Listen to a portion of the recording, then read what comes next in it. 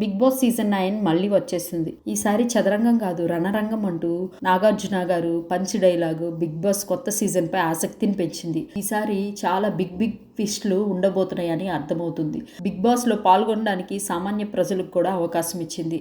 Big boss season 9 సామాన్య ప్రజల్ని ఎలా సెలెక్ట్ చేయబోతుందనేది చాలా ఆసక్తికరంగా మారింది.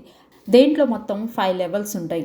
టాప్ 5 లెవెల్లో ఉన్న వాళ్ళని బిగ్ బాస్ సీజన్ 9లో తీసుకుంటారు. అయితే లెవెల్ 1లో ఎవరైతే బిగ్ బాస్లో పార్టిసిపేట్ చేయాలని వీడియోని అప్లోడ్ చేశారో ఆ వీడియోస్ని చూసి 200 మందిని సెలెక్ట్ చేస్తారు. అలాగే లెవెల్ 2లో కాల్స్ మాట్లాడి 100 మందిని ఫిల్టర్ చేస్తారు.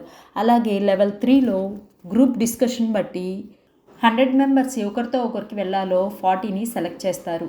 లెవెల్ 3లో 40 మెంబర్స్ని ఫిల్టర్ చేస్తారు. అలాగే లెవెల్ 4లో గ్రూప్ డిస్కషన్ బట్టి 40 మెంబర్స్ని తీసుకొని వాళ్ళని ఇంటర్వ్యూ ద్వారా అలాగే ఎక్స్-బీబీ కంటెస్టెంట్స్తో వాళ్ళ క్యాపబిలిటీస్ అన్నీ తెలుసుకుని వాళ్ళల్లో 15 మెంబర్స్ని ఫిల్టర్ చేస్తారు.